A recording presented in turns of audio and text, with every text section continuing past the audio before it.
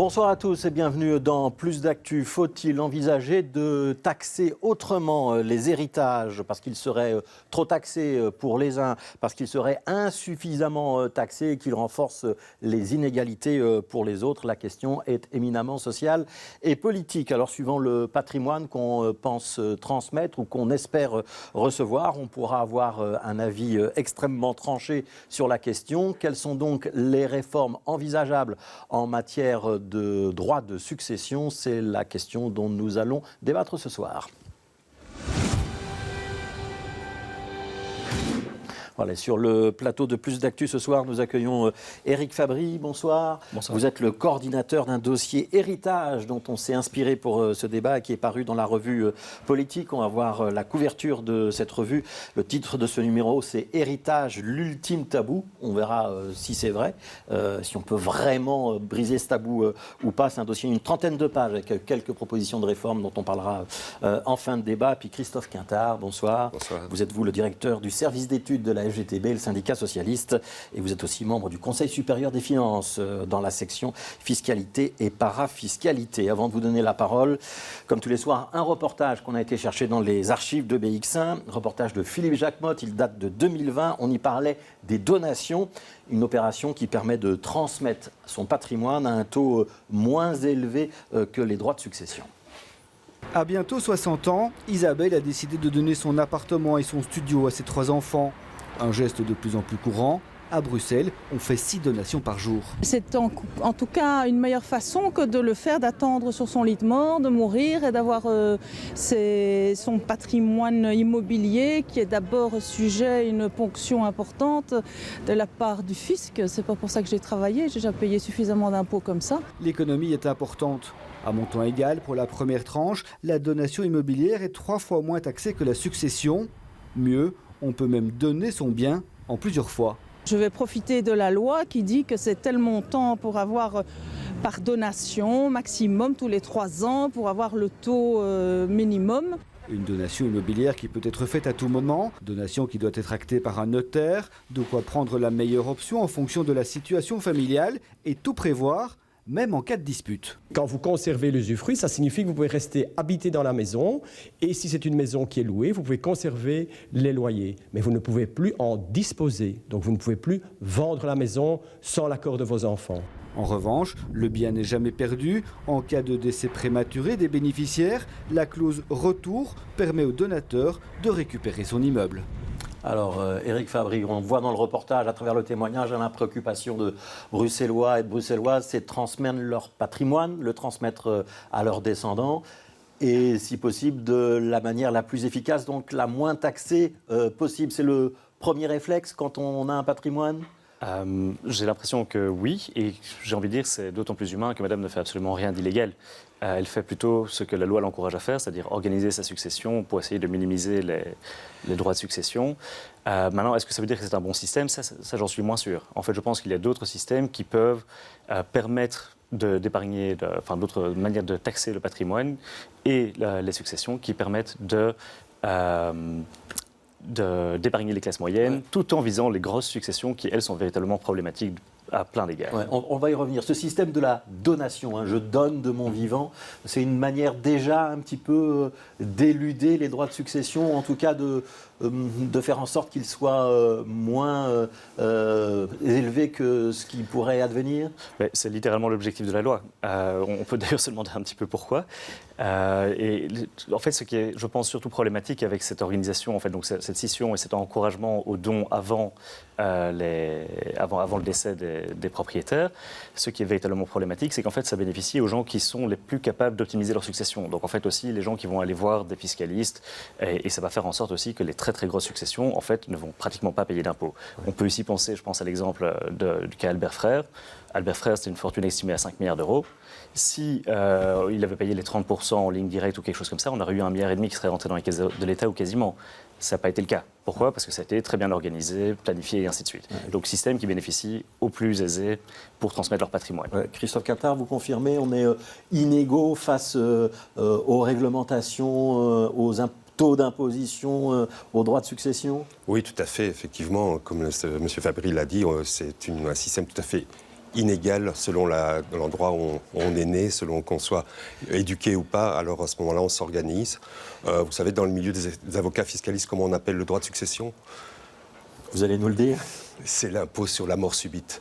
C'est-à-dire si vous décédez sans avoir pu prévoir et planifier votre succession et votre donation.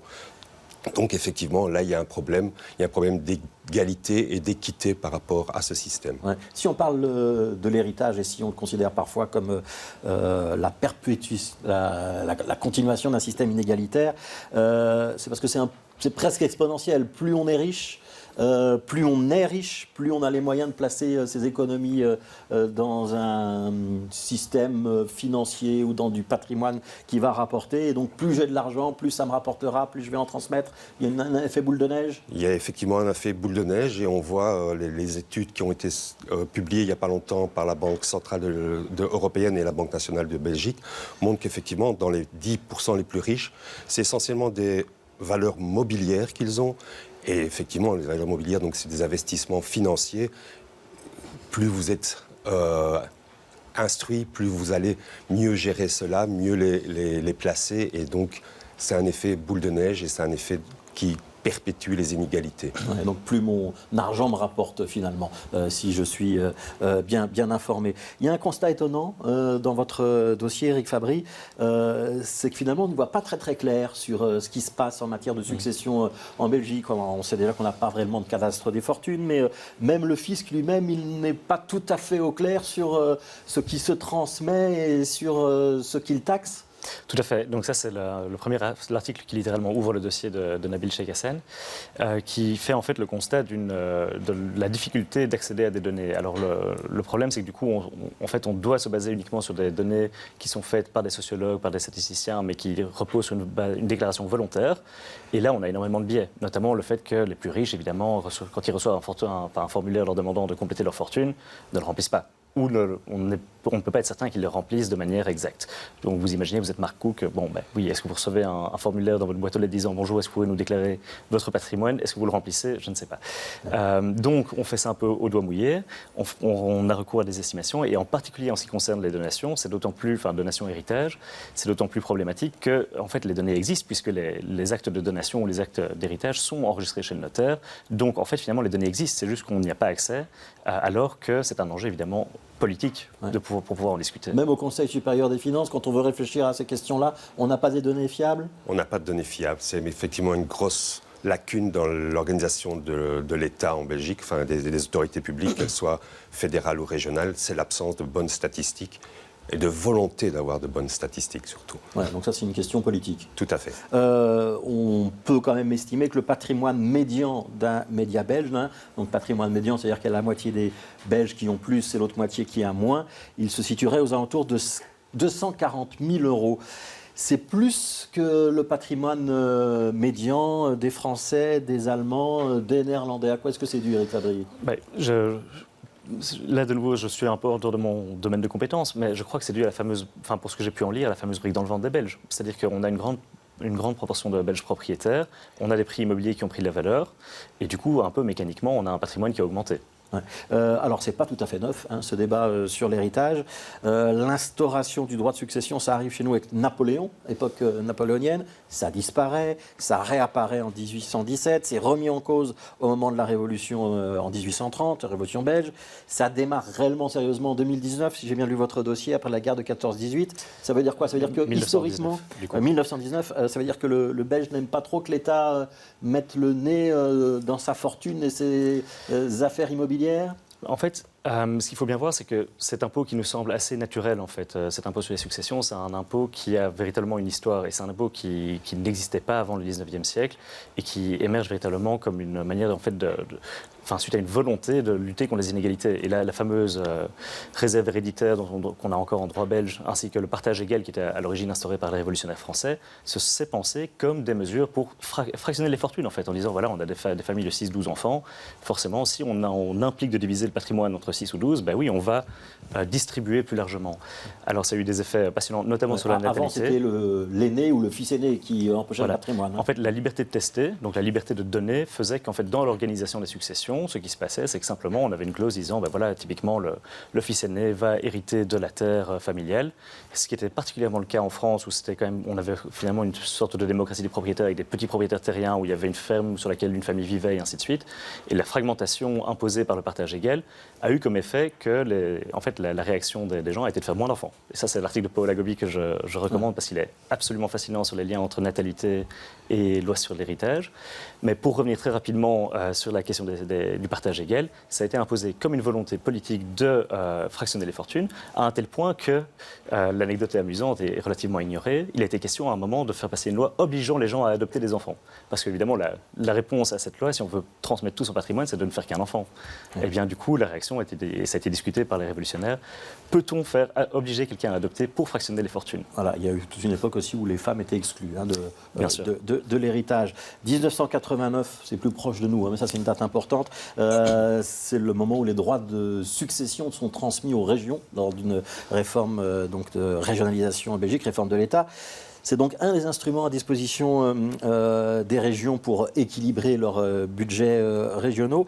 Comparativement, il pèse plus lourd en région bruxelloise que dans les deux autres régions, cet impôt sur les droits de succession. Ça veut dire quoi? On a un plus gros patrimoine à transmettre à Bruxelles, ou c'est les autres rentrées fiscales de la région bruxelloise, notamment la fiscalité automobile, qui sont plus faibles? C'est quoi l'explication? Un peu des deux. Notamment, c'est dû, dans l'héritage, il y a souvent des maisons, de l'immobilier. Et l'immobilier à Bruxelles est un peu plus élevé que dans d'autres régions de Belgique. Donc c'est une des raisons. Mais il faut faire une remarque, c'est aussi, on a transmis les compétences, mais la région bruxelloise ne les a pas vraiment prises. Parce que l'administration, ça reste toujours l'administration fiscale fédérale qui prélève ses droits. Et comme ce n'est pas des recettes qui reviennent au fédéral, on n'y accorde pas beaucoup d'importance. Ouais. On aurait pu réformer davantage le système des droits de succession depuis que ça a été régionalisé à Bruxelles? Ou on aurait dû? On aurait dû, et on aurait dû surtout se doter d'une administration qui puisse faire cela de façon efficace et efficiente, et pas laisser ça aux mains du fédéral qui, lui, n'a aucun intérêt à vérifier les déclarations qui sont faites à la succession, parce que c'est même des recettes qui vont à d'autres niveaux de pouvoir. Ouais, donc là, on reste un petit peu dépendant de l'entité fédérale. Je vous propose quand même de regarder rapidement les taux pratiqués en région bruxelloise en matière de droit de succession. C'est un tableau où on a fortement simplifié les choses. Je le précise tout de suite. On a retenu que quelques tranches de manière indicative. Donc les taux les plus faibles, c'est pour les héritiers en ligne directe, les enfants, les petits-enfants, entre mari et femme ou inversement, ou entre cohabitants. On a un taux réduit à 3% jusqu'à 50 000 €, et puis plusieurs tranches ensuite, et ça va monter à 30% quand le patrimoine est supérieur à 500 000 €. Entre les frères et sœurs, là on commence à 20%, et ça monte jusqu'à 65%. Il y a encore un autre taux qui est appliqué, une autre échelle de taux qui est appliquée pour les oncles, les tantes, les neveux et les nièces. Ça n'apparaît pas dans le tableau. Et puis pour les personnes avec lesquelles on n'a pas le lien de parenté, là on a les taux qui sont nettement plus élevés. Ça commence à 40%. Et puis à partir de 175 000 €, on est déjà taxé à 80%. C'est quand même fortement progressif déjà, la taxation sur l'héritage. Est-ce que vous estimez qu'on devrait aller plus loin, qu'il y a matière à être encore plus progressif dans l'impôt? Mais pour mettre de la progressivité, ce à quoi je trouve que ça serait nécessaire, il faut avoir une réforme qui inclut les droits de donation et de succession. Tant qu'on ne globalise pas les deux, on discute vraiment un peu dans le vide, parce que, comme je l'ai dit, pour les droits de succession, pour les grosses successions, les gens se sont organisés et ils ne paieront pas cet impôt sur la mort subite, parce qu'ils auront organisé des donations auparavant. L'exemple qui a été montré était très illustratif, et effectivement, cette dame suit la voie la moins imposée, ce qui est permis en Belgique. Mais est-ce qu'on doit la laisser ouverte, cette voie? C'est une bonne question. Chacun donne sa réponse. Pour moi, non, on doit fermer cette porte pour essayer de mettre un peu plus d'égalité et d'équité dans le système. Éric Fabry, c'est-à-dire qu'un peu plus d'égalité et d'équité, ce serait donc revoir le système des donations. On est taxé à 3% pour en tout cas le début du patrimoine sur les donations. Donc on n'est pas du tout dans les taux qu'on vient de voir. La donation, c'est une manière trop facile d'éluder l'impôt sur la succession. On peut dire ça aujourd'hui? Moi, j'en suis persuadé. C'est-à-dire qu'en fait, on a des taux affichés à 80%, mais je me demande vraiment qui les paye. je serais très curieux de voir quelle est la proportion, on va dire, donc, si on prend la masse des capitaux transmis ou du patrimoine transmis entre des personnes ou d'une génération à l'autre, je serais vraiment curieux de voir quel est le taux global d'impôts payés sur cette masse. Alors en France, on a des données par rapport à ça et on oscille vers les 4-5%. Et donc de nouveau, on dit oui, mais l'État va me taxer à 50% et autres. Non, la réalité, c'est qu'on a un taux moyen à 4%, quelque chose comme ça, parce qu'il y a de l'organisation, de la planification et ainsi de suite. Alors moi, je pense en effet qu'on est dans un système injuste qui profite essentiellement à ceux les plus capables de s'organiser. Et donc, il y a des choses à réformer pour plus d'égalité. Ouais, on peut mettre plus de justice dans le système, donc. Oui, tout à fait. Ouais. Alors, je vous propose d'étudier quelques pistes qui sont suggérées toujours dans ce numéro de la revue politique. La méthode Rigano, on va commencer par celle-là. C'est l'idée de découper l'héritage en 3 portions, suivant qu'il remonte à la première, à la deuxième ou à la 3e génération. L'idée, c'est je ne suis pas trop taxé si je transmets le fruit de mon propre travail à mes descendants. Par contre, si ça remonte aux générations précédentes, là, on taxe davantage. Et puis, l'autre idée de Rigano, c'est on prélève une partie, y compris une partie du patrimoine immobilier. On ne se contente pas de taxer l'héritage. Pourquoi est-ce que c'est intéressant, Eric Fabry ?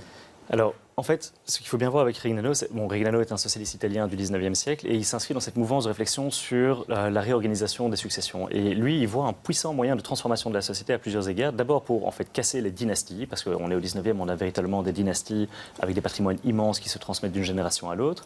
Et tout en préservant ce qui est cher aux libéraux, en fait, c'est-à-dire finalement l'idée d'un certain mérite. Et de dire, voilà, et on le voyait aussi dans le reportage, madame disait, oui, moi j'ai déjà été taxée, j'ai travaillé toute ma vie pour me payer mon appartement. Et c'est en ça que justement une proposition comme celle de Rignano est intéressante. Elle préserve justement le droit du travail et elle consiste à dire ce que vous avez acquis par votre travail au long d'une vie de travail, pas de souci, vous pouvez le transmettre et pratiquement sans être taxé. Si je me souviens bien, même de Rignano, il n'y a pas de taxation sur le fruit du travail. C'est seulement ce qu'on a reçu des parents, là on commence à être taxé. Et puis on est d'autant plus taxé que la fortune a été créée par les grands-parents, arrière-grands-parents et ainsi de suite. Qu'est-ce que vous pensez de ce système, Christophe Quintard ? Est-ce que c'est intéressant ? Est-ce que ça permet de corriger l'effet boule de neige dont on parlait il y a quelques minutes ? Oui, je crois qu'effectivement, c'est une bonne proposition. Tout, ça sera de classifier ce lot de succession. Qu'est-ce qui sera de première ou deuxième ou troisième génération ? Si vous avez une société et que vous avez augmenté le capital, est-ce que les nouvelles actions, est-ce que c'est du premier ou du deuxième niveau ? Donc là, on risque d'avoir quelques On parle beaucoup problèmes. de grandes fortunes, mais parfois, les gens très modestes, ils sont aussi très attachés à cette notion de transmission et à la capacité de transmettre peut-être un petit peu d'épargne et parfois une maison, même si elle est modeste, ou un appartement, on tient beaucoup à la transmettre. Est-ce que vous avez le sentiment que c'est possible de toucher à l'héritage sans se mettre finalement tout le monde à dos, aussi bien les plus fortunés que les plus modestes ? Faire une réforme sans bousculer quelques habitudes, c'est toujours difficile. Mais par contre, pour éviter effectivement de braquer cette grosse majorité de gens qui se font un petit capital, un petit patrimoine à transmettre, financier ou immobilier, je crois qu'il y a moyen effectivement de faire quelque chose pour que ça puisse se faire sans trop de problèmes. Alors, deuxième modèle, on y va rapidement. John Stuart Mill, là, on met 2 seuils sur tout ce que je reçois sans travailler. Donc, c'est non seulement l'héritage, mais ça peut être aussi les rentes, les placements en actions, par exemple. Non, vous me corrigez un petit peu ?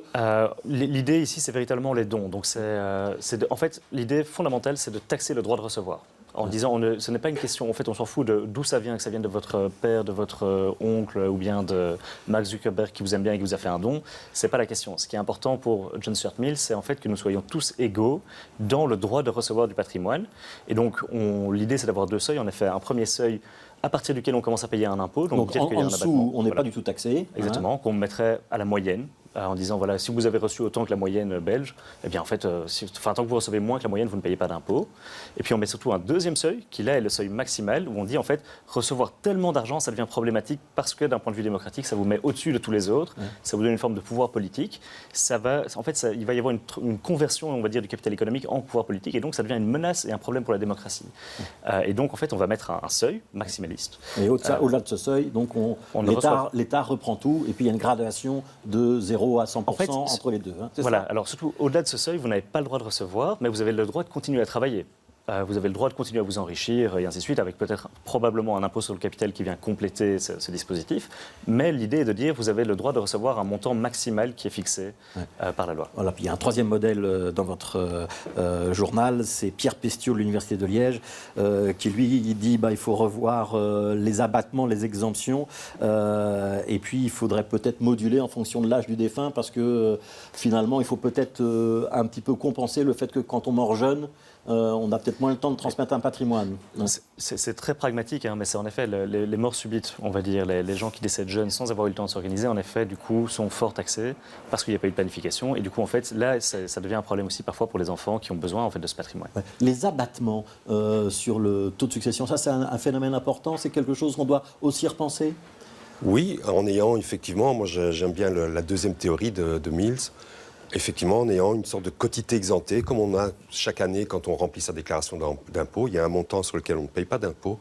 Je crois que sur les droits de succession et les droits de donation, on devrait pouvoir faire ça. Et à ce moment-là, on quitte un peu l'angle de celui qui va donner, mais on regarde celui qui va recevoir et on dit, sur votre vie, pas par an, bien sûr, sur votre vie, vous pouvez avoir X euros, centaines ou millions, ça c'est après aux politiques à décider, ou sur lesquels vous ne payez pas de droits, et ce qui est au-dessus, vous faites une échelle progressive. Est-ce qu'on peut vraiment avoir ce débat? C'est la conclusion de notre émission, on arrive à la fin. Est-ce qu'on peut alors on est dans une période électorale, donc c'est peut-être compliqué, mais c'est peut-être le moment aussi. Est-ce qu'on peut avoir ce débat? Est-ce que le Conseil des finances, on débat de ce genre de choses? Ou est-ce que, effectivement, on est un peu conservateur, et c'est peut-être un tabou, comme le dit la revue politique, on a un système de succession organisé, on peut jouer sur les taux à la marge, mais on ne va pas révolutionner le système. C'est un Conseil supérieur des finances fédéral, donc effectivement on n'en parle pas. On devrait, parce qu'effectivement, si jamais une réforme devait se mettre en place, il faudrait éviter qu'il y ait une concurrence entre les régions, parce qu'à Bruxelles, en Belgique, on peut très vite déménager pour que ça soit plus intéressant dans une région que dans une autre. Donc s'il y a une réforme, idéalement, elle doit se faire au niveau fédéral et il y a une coordination entre les trois niveaux des régions. Et donc, il faudrait le faire, effectivement. Ce serait le bon moment de faire cela, parce que les États, les entités fédérées et l'État fédéral vont avoir besoin de recettes fiscales. Merci à tous les deux, merci d'avoir participé à ce débat. C'est une manière de lancer la discussion. Si vous voulez en savoir plus, il y a donc la revue politique que vous pouvez vous procurer avec ce numéro l'héritage, l'ultime tabou. Merci Éric Fabry, merci Christophe Quintard, merci d'avoir participé à cette émission. Demain, dans Plus d'actu, c'est Alexia Bertrand qui sera l'invité de Michel Gaillère, et vous pouvez poser vos questions, peut-être sur l'héritage d'ailleurs, à plusdactu@bx1.be ou sur les réseaux sociaux de BX1. Puis demain matin, moi je serai là pour la matinale. Bonjour Bruxelles, continuez à bien vous informer et à demain.